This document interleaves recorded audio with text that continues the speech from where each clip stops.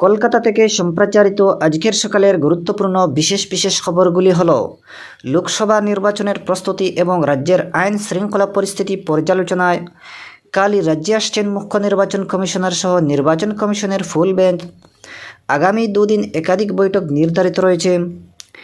এদিকে রাজ্য সরকার village police ও civic ভলান্টিয়ারদের নিয়োগের ক্ষেত্রে আসন সংরক্ষণের কোটা বাড়িয়েছে।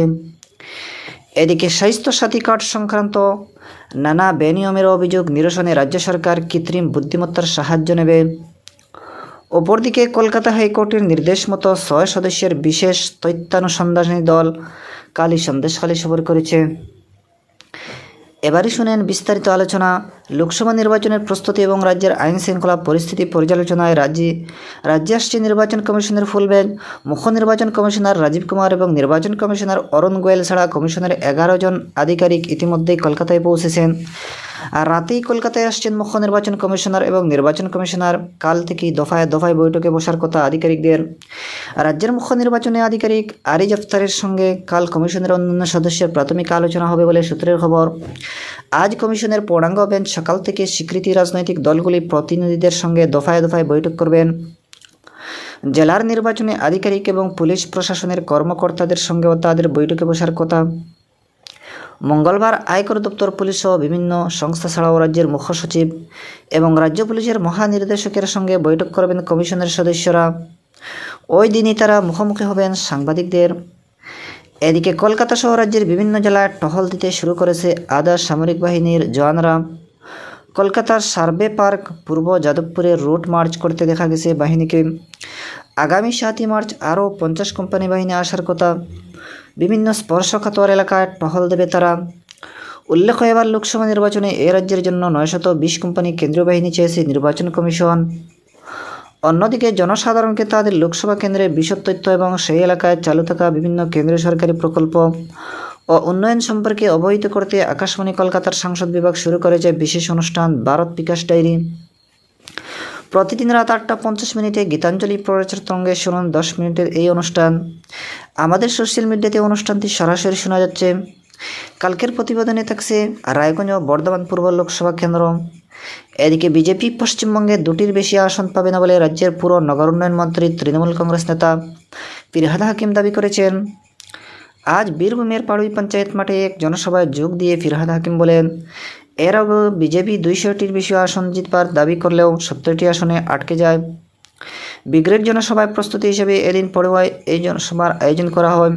ফিরহাদ হাকিম ছাড়াও সভায় উপস্থিত ছিলেন রাজ্যের আরেক মন্ত্রী চন্দ্রনাথ সিনহা। এদিকে আসানসোল লোকসভা আসন থেকে ভোজপুরি গায়ক নায়ক পবন সিংয়ের নাম প্রার্থী হিসেবে ঘোষিত হলেও তিনি নির্বাচনে লড়বেন না বলে জানিয়েছেন। আজ এক্স হ্যান্ডেলে পবন সিং আসানসোলের প্রার্থী হিসেবে তার নাম বিবেচনার জন্য বিজেপি নেতৃত্বকে ধন্যবাদ জানান। তবে নির্বাচনে লড়াই করতে তিনি ব্যক্তিগত কারণে অপরাগ বলে জানিয়ে দিয়েছেন। এ প্রসঙ্গে দলের জেলা সভাপতি বাপ্যদীপ্ত চট্টোপাধ্যায় বলেন, সারা দেশে তাদের একজনই প্রার্থী, তিনি হলেন নরেন্দ্র মোদী। আসানসোলে যাকে প্রার্থী করা হোক তিনি 1.5 লক্ষ ভোটে জিতবেন বলে দাবি করবেন বিজেপির জেলা সভাপতি। এদিকে বারাসাতের কাছাড়ি ময়দানে আগামী 6 মার্চ প্রধানমন্ত্রী নরেন্দ্র মোদীর জনসভা উপলক্ষে প্রস্তুতি শুরু করেছে বিজেপির বারাসাত সাংগঠনিক জেলা নেতৃত্ব। নিশ্চিন্দ্র নিরাপত্তা সুনিশ্চিত করতে প্রধানমন্ত্রীর বিশেষ নিরাপত্তা বাহিনী আজ বিকেলে মাঠ পরিদর্শন করেছে।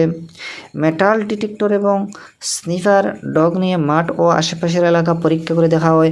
কাল থেকেই কাছাড়ি ময়দান তুলে দেওয়া হবে এসপিজির হাতে। প্রধানমন্ত্রী জনসভাকে কেন্দ্র করে তুমুল উৎসাহ উদ্দীপনা জেলার বিজেপি নেতৃত্ব এবং কর্মী সমর্থকদের মধ্যে। প্রধানমন্ত্রী ওই দিন 15,400 কোটি টাকার নানা প্রকল্পের উদ্বোধন ও শিলান্যাস করবেন। এদিকে দক্ষিণ 24 পরগনার মন্দির বাজারের খেলারামপুরে আক্রান্ত বিজেপি সমর্থন সাইরাজ মোল্লার পরিবারের সঙ্গে কাল সাক্ষাৎ করেন বিজেপি নেত্রী অগ্নিমিত্র পাল। গত বুধবার ওই বিজেপি সমর্থকদের উপর চড়াও হয়ে বোমাবাজি ও গুলি চালানোর অভিযোগ উঠে শাসক দল আশ্রিত দুষ্কৃতীর বিরুদ্ধে। অগ্নিমিত্রা পাল কাল মন্দিরবাজার থানায় গিয়ে আইসি গৌতম সাহার সঙ্গে সাক্ষাৎ করে অভিযুক্তদের দ্রুত গ্রেপ্তারের দাবি জানান। এদিকে কলকাতা হাইকোর্টের বিচারপতি অভিজিৎ গঙ্গোপাধ্যায় অবসর গ্রহণের 6 মাস আগেই নিজের পদ থেকে ইস্তফার কথা ঘোষণা করেছেন। কাল সাংবাদিকদের সঙ্গে কথাবার্তায় বিচারপতি গঙ্গোপাধ্যায় বলেন, মঙ্গলবার রাষ্ট্রপতি এবং দেশের প্রধান বিচারপতির কাছে নিজের ইস্তফাপত্র পাঠিয়ে দেবেন তিনি। আরও বৃহত্তর স্বার্থে মানুষের জন্য কাজ করতে চান বলেও বিচারপতি গঙ্গোপাধ্যায় জানান।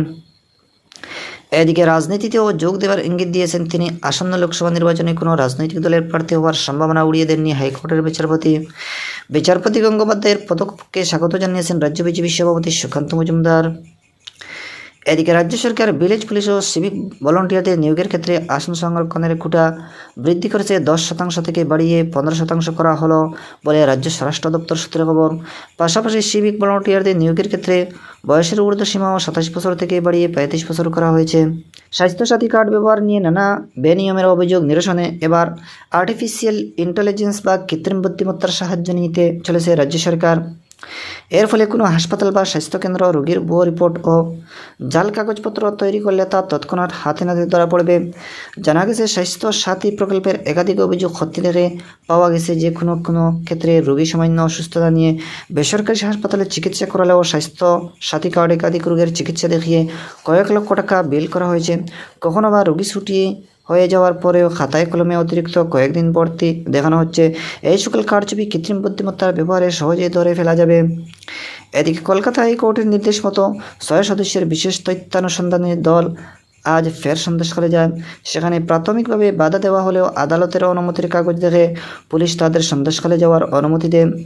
দলের সদস্যরা নির্যাতিতা এবং অত্যাচারের শিকার মানুষজনের সঙ্গে তারা কথা বলেছেন। লিপিবদ্ধ করা নানা তথ্য রাজ্যের মুখ্যমন্ত্রী, রাজ্যপাল, রাষ্ট্রপতির কাছে তারা পেশ করবেন বলে দলের সদস্য পাটনা হাইকোর্টের প্রধান বিচারপতি এল নরসিংহ রেড্ডি বলেন। এদিকে নদিয়ার শান্তিপুরে রবীন্দ্রপুর সুকান্তপল্লী এলাকায় 12 নম্বর জাতীয় সড়কে বিজেপির রাজ্য সভাপতি সুকান্ত মজুমদারের কনভয়ের একটি গাড়ি আজ দুর্ঘটনার কবলে পড়ে। গাড়িতে থাকা এক দেহরক্ষী চোট পেয়েছেন বলে খবর।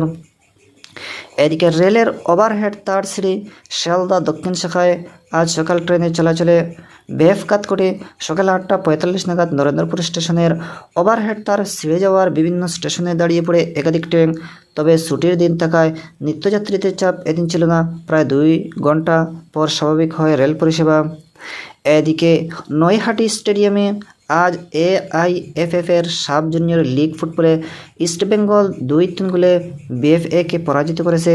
ইস্টবেঙ্গলের পক্ষে মানবমার্জিত জিৎ সামন্ত, দীপক মণ্ডল গোল করেছে। BFA-এর পক্ষে গোল করেছেন অনু মুর্মু ও সৌভিক পরলে। এদিকে আই লিগ ফুটবলে আজ মোহামেডান স্পোর্টিং গোকুলাম কেরালার মুখোমুখি হয়েছে। কুড়িকুড়ে এই ম্যাচে শেষ খবর পাওয়া পর্যন্ত 2-0 গোলে এগিয়ে রয়েছে মোহামেডান স্পোর্টিং। দর্শক বন্ধুরা, আজকের সকালের গুরুত্বপূর্ণ বিশেষ খবর এখানেই সমাপ্তি।